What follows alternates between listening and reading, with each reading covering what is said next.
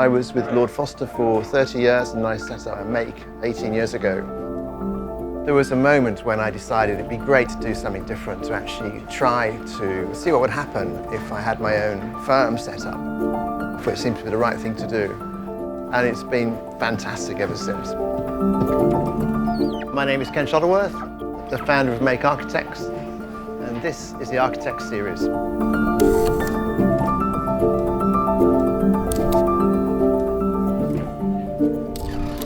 I mean, I had fantastic 30 years with Lord Foster, and it was, a fantastic time. And I got to that point where I thought, I can keep doing this forever, or I can just try something else. And I think I got to the point where, let's just try something else, see if it would actually work. And also, I wanted to do a different thing. I wanted it actually to be a collaboration, a more collaborative process.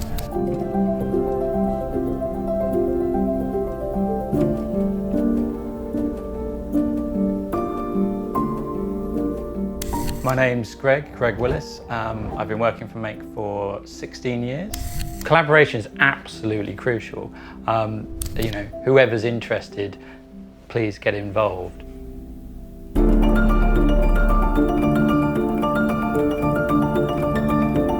And then so we have a number of different people from different backgrounds getting involved. We had people in the model shop, we had graphic designers and software engineers, architects, curators, and the artist all working at the same time to create an environment that everybody was happy with.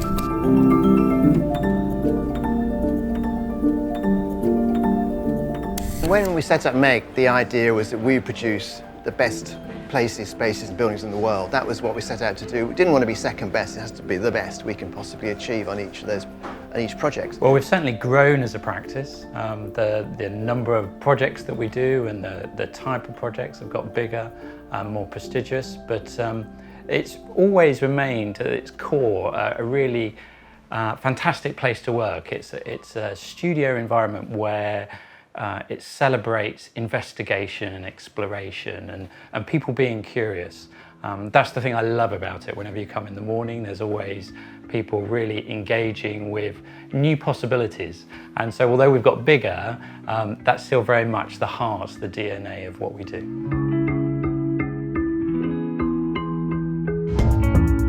That has been with us all the way through. So the last 18 years, every project is different. Every project has a different response to its site, its client, its budget. Everything's trying to be the best. We don't have a house style that says we have to do it this way. We can explore different materials, we can explore straw, we can explore steel, concrete, timber. We have no barriers really at Make. It's like an exploration. So for me, that exploration is really important to the way the process worked. So I think for us that hasn't really changed from the beginning. That's sort of evolved. Obviously there's bigger practice now. There's more going on. There's more, in a way, it's never been a more interesting time to be an architect because there's climate change everybody now gets. There's carbon counting, which we've just started on. There's lots of exciting things happening to try and achieve the best possible buildings in the world.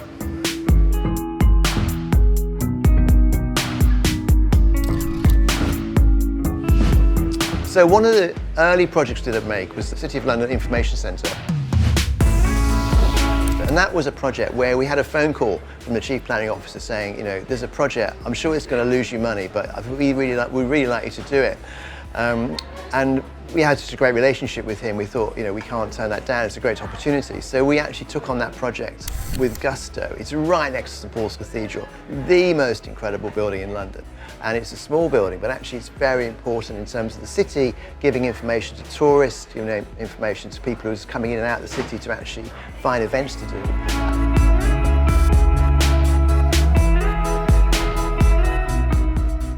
We did a project where we made it a very simple building, a triangular building, facing the cathedral, facing the south portico. But actually it's very, very tightly sort of squatted into its site to sort of reduce its scale against the surrounding buildings. And also it had to be built quite quickly. So we did it prefabricated. We prefabricated steel frames with plywood and stainless steel, which are very good materials in terms of amount of energy they use and actually in terms of longevity. So the stainless steel will last forever.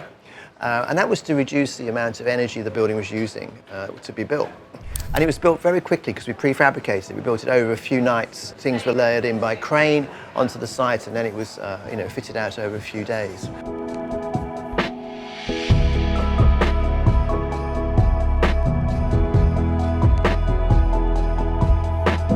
For us as a project, it was very important because it was early on, it was a very strong geometry, it had a very historic location, and we succeeded in producing a very, very beautiful building.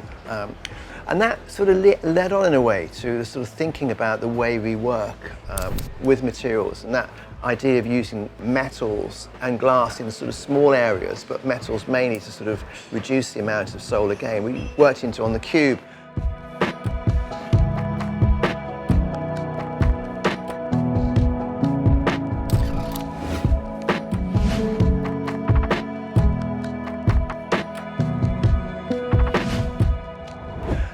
And the Cube in Birmingham is a project which is my hometown, is where I was born. It's very important for me. That project was something that was fantastic, and it's a project which is like no other. It's got mixed use from retail and shopping, cafes, right the way through offices, residential, hotel, and a restaurant on the roof. And it's a very different sort of building to most because they're all stacked one inside the other, one on top of the other, which in the UK is quite unusual. Normally you'd have them in separate buildings. This is all put all together in one building and creating a single envelope.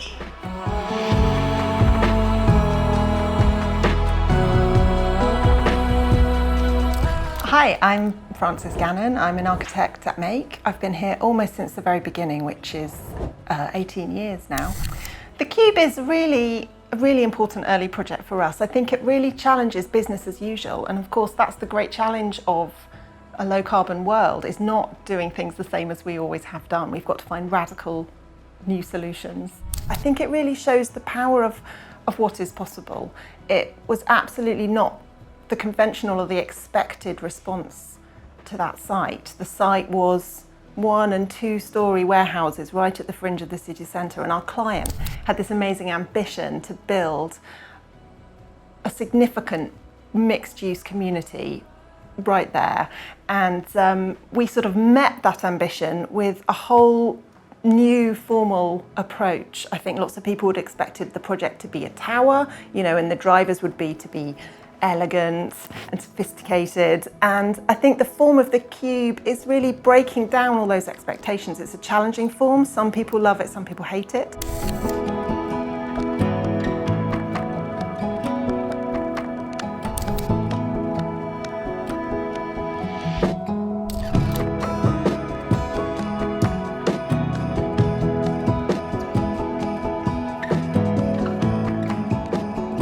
The metal envelope, as it encloses the site, in a way reflects the sort of heavy plate industries of Birmingham, which is the past industrial revolution.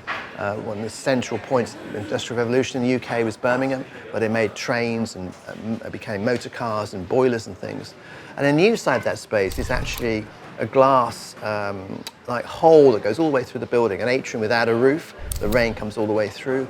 And that reflects, the glass of that reflects the sort of the other side of Birmingham, which is jewellery making and light bulb manufacture, and that sort of delicate side of engineering as well. So the building itself is a metaphor for Birmingham as a whole. The design, while it's innovative, is incredibly rooted in the city and the materials we've used, and just the sense of confidence and ambition.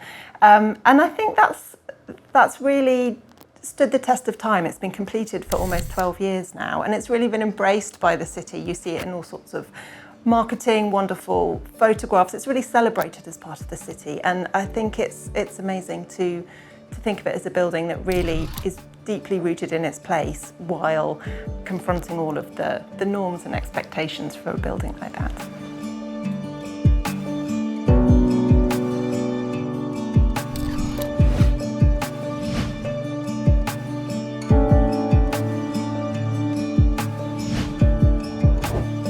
Charlotte Street is in the heart of London, right in the middle of Fitzrovia. It's a fantastic island project we've been working on for over a decade with Derwent London here in London. It's a fantastic, fantastic project.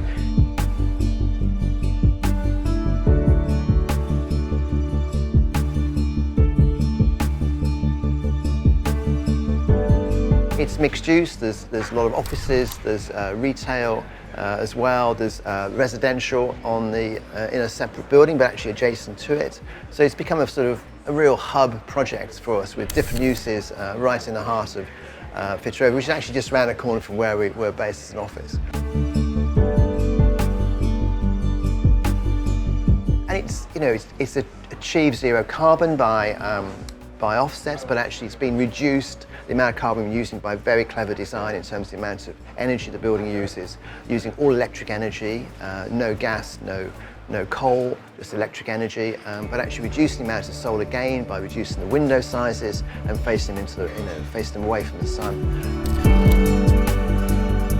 I think the most fundamental thing that we are doing as architects at the moment is the embracing climate change, which gets labelled as sustainability. It's actually looking at a way a building goes together from its roots, from its actual materials, its core, right the way through to how it's worked in use, how it's heated and ventilated and cooled.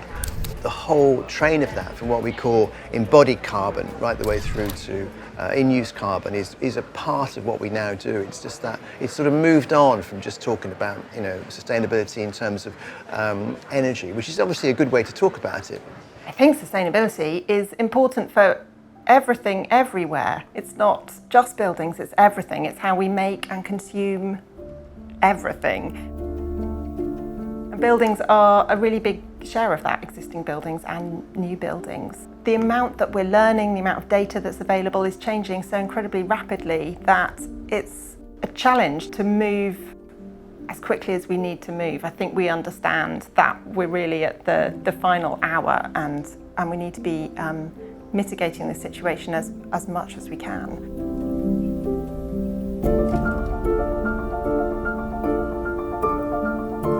So buildings do have a big impact, but also buildings can be a solution. Buildings are a way to, building well and retrofitting well is a way to reduce fuel poverty, to reduce energy demand. It's a way to bring back greening into the city. There are all sorts of fantastic things that buildings can do, so we mustn't have a negative mindset. We mustn't think buildings are a problem. Buildings can be the solution. But we really need to understand exactly where our carbon budget is best spent, and understanding we're responsible for making those choices about where we spend carbon and where we can save carbon, and make sure that the buildings we're producing are absolutely as carbon efficient as possible. So reducing energy is really important, getting the amount of cooling we need in a building down, getting the amount of heating down to the absolute minimum, and really touching the planet as lightly as we possibly can. For us, it's really important. Because as architects, generally we are producing buildings that, are energy intensive.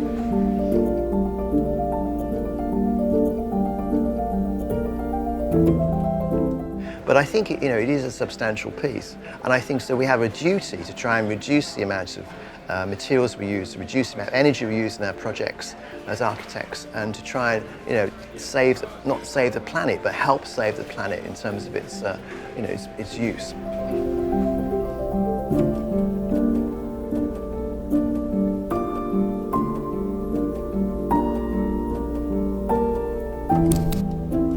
The way we treated the facades on 80 Charlotte Street is really exciting. So we used a combination of materials to make it feel like it's more broken down, because rather than just one big building that expresses a single form, actually it's broken into a series of elements, which is very much like Fitzrovia. So it's a series of buildings. So some are in glass and concrete, some are in brick and glass, and some of the historic facade as well. So where we can keep an historic facade and creatively reuse that, we will actually do that to make it part of the community, to part of the area we live in, but also to give it that sort of relations back to history, and also to save carbon as well by not knocking a facade down you don't need to. Some of the facades are this incredible concrete which we've spent years perfecting with windows open to allow ventilation in, and some of them are a very beautiful horizontal brick, which again is reduced in terms of the amount of carbon we actually use in the project by using these materials. So for us, it's been an exploration in different ways of thinking about facades around the whole street of Fitzrovia, and giving that sort of feeling it's a sort of series of buildings rather than a single overall form.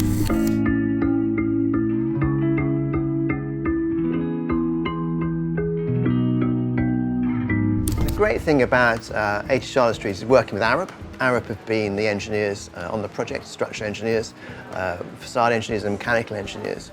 And that's been great because they've been integrated into the team right from the beginning. And what's even better, they then decided to move into it themselves. So actually it's quite a sort of thing that, building we've been working on together that, we're the architects for, they've actually moved into. And that's a fantastic accolade, I think, for the project.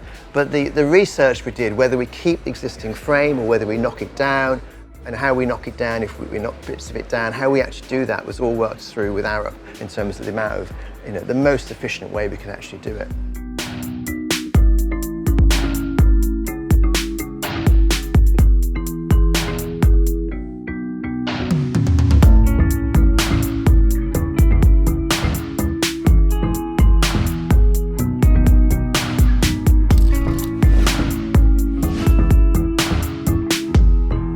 Since the beginning of Make, we've been working with artists on many of our projects.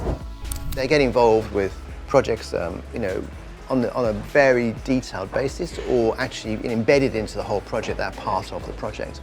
So we've actually been involved in the Barber Institute. We've been involved with creating a building in Swindon, which is an art gallery.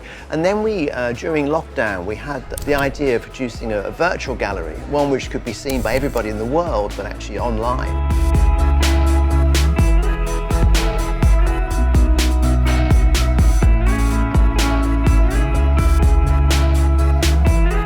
We're always looking for new ways of exploring, new ways of telling stories, actually.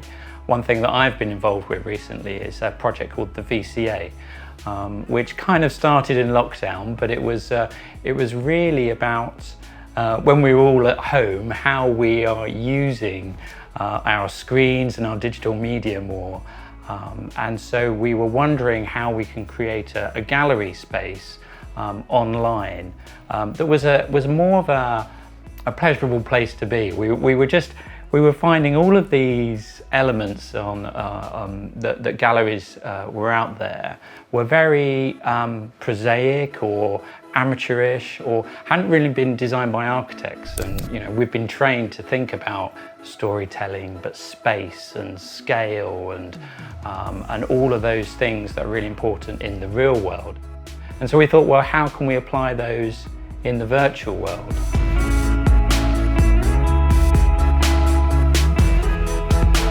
We started off with a fantastic exhibition with the V&A in London, the Victoria and Albert Museum, which is one of the great institutions of London, with an artist called Ben Johnson, who's a fantastic artist, does hyper-realistic paintings.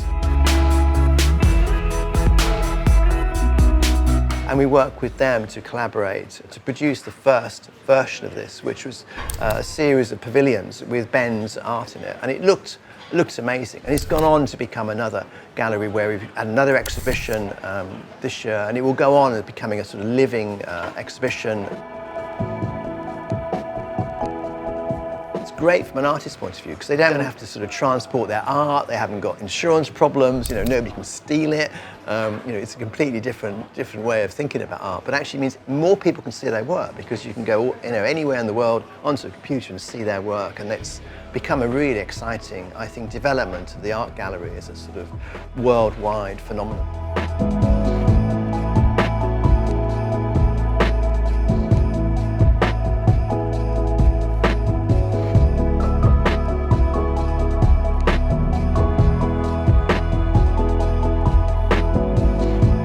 For me, as an architect, I've came through drawing. I mean, I love drawing and sketching. I draw every day, and I work on bits of paper, bits of cardboard, whatever it is. We just work through drawings. That goes through to making models. We had a model shop before we had, anything else. The model shop was really important to us.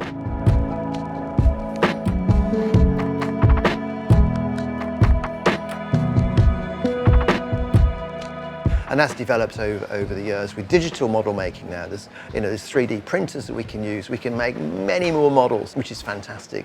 Then also the computer side has developed as well. So the idea of going from a sketch into a computer drawing has actually evolved over the last 18 years, where we now have incredible facilities to visualize things. You can put the goggles on, as I call them, and you can walk into a space, you can move around it, you can change the walls, you can open a drawer, you can open the door. You can actually be, actually in that space. And think that's something that's completely changed. My name is Kati Garamani. I work here at Make Architects. I've been here for over 18 years, since the beginning of Make. So physical models are just as important. One thing on its own doesn't work. Different people respond to different types of technologies. A physical model is really important when you have several people who want to look at the same space, at the same model, at the same detail, and you can point to it, you can move around it, you can see how something works.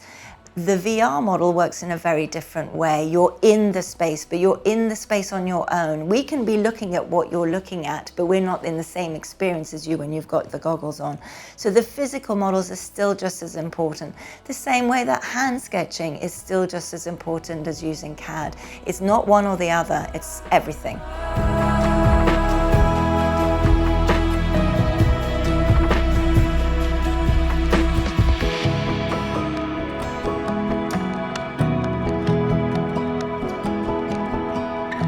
In a way, in the first 18 years of Make, there's been an evolution into creating images and experiences of our buildings, which is second to none. It's like being there.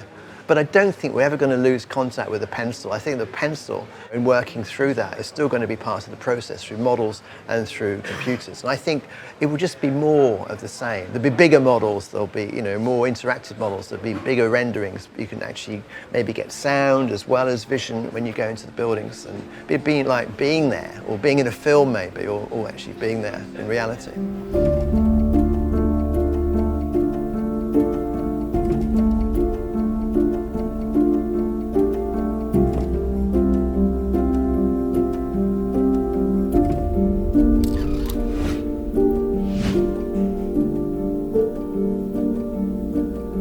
So one of our really exciting projects that's nearly coming to completion now is called Hornsey Town Hall. So Hornsey is a part of London towards the north, has a very particular character. It is actually an area where the town hall there was seen as a sort of centre of the community.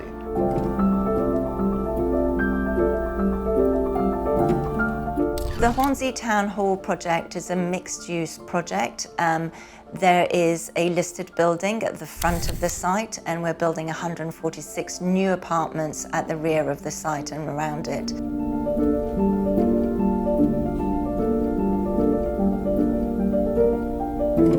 The historic building has been at the heart of the local community for decades, so really keeping it as a community-focused building was a really important part of the project. Within the historic building, we've got a 67-room hotel, but the bulk of the building is actually community spaces.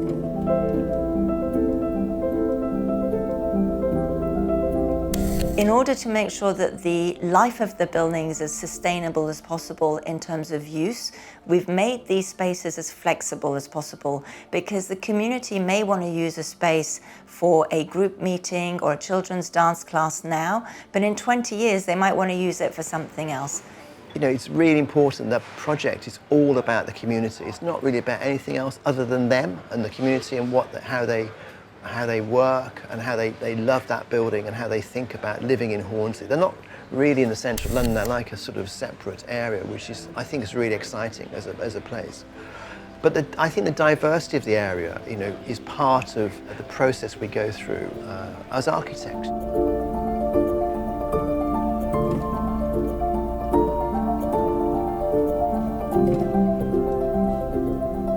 One of the things that's really important to us is equity, diversity and inclusion as a practice. And this is an area in architecture where it's quite difficult, because architectural fees to get into university and to go through 7 years of training is very expensive. So a lot of people from disadvantaged backgrounds are finding it quite difficult to get into architecture in the UK.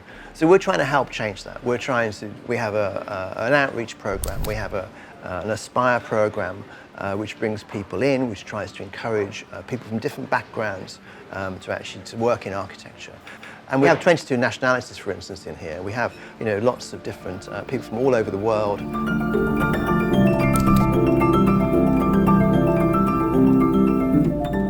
We just want the best people. It doesn't matter what their background is. We want them to actually create these incredible buildings. We encourage people from different backgrounds, from different communities, from different cultures to come and work at Make.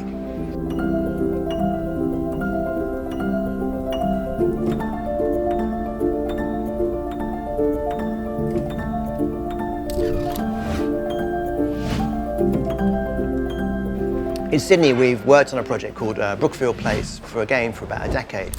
And that project has been absolutely fantastic for us because it's actually right in the heart of Sydney. It's on top of Wynyard Station, which is, in a way, the sort of gateway to Sydney. If you come into Sydney, there's obviously the Opera House and the bridge, but actually most people come in through Wynyard Station and they arrive at what used to be a really horrible place. And what we've managed to do on our project is to completely transform that. We've got a new public room within that, which opens up to Carrington Street and back to Wynyards Park. It gives you a complete view through and actually allows people to move through from one side to the other and into the underground system, the train system below. And that's absolutely transformed that part of Sydney and transformed the experience people have in terms of actually coming to work, coming to visit Sydney. And then around that there's retail, which is fantastic. And on top of that, there's offices. And then there's also 2 historic buildings we've actually brought into the project as part of it. So there's the new piece, and then there's 2 existing heritage buildings which we've brought in and made and restored them back to their original glory. And that's been fantastic as well.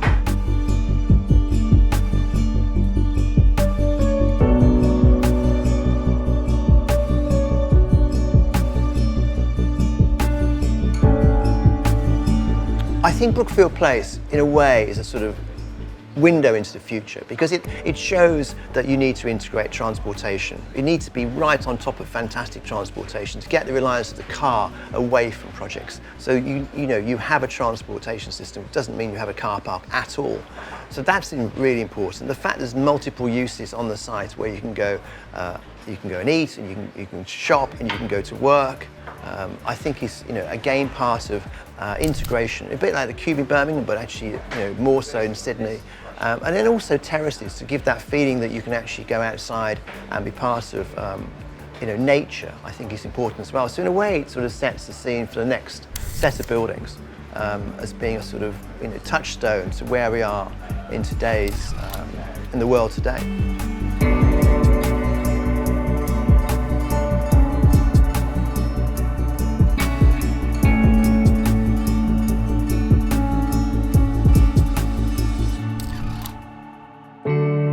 I think Make is unique because it has a very different approach to most architects. We have an approach which is more collaborative, which is actually about working with specialists, specialist engineers, specialist artists, specialist craftsmen to create these buildings. Every building is different. We don't have a house style, and that is very, very important to us, that we tackle every project to what's the best for that particular site, for that moment in time, for that particular client, for his budget, with the full knowledge we have of materials of today, with all the research we do into materials and energy. So every project is evolving as a separate thing in its own right. So when you look at our work, you can't necessarily say, oh, that's definitely a Make building, because it may look like, like a different sort of Make building to another Make building. And I think that's really, in a way, the critical bit. So every client comes to us, wants a bespoke solution. Everybody wants something that's, works for them, and we are very exploratory. So we are architects who have no boundaries in terms of, limits of materials or aspects we're prepared to look at. There are no limits here. You can develop a project, you can develop your careers here to actually evolve into whatever direction the projects take us into.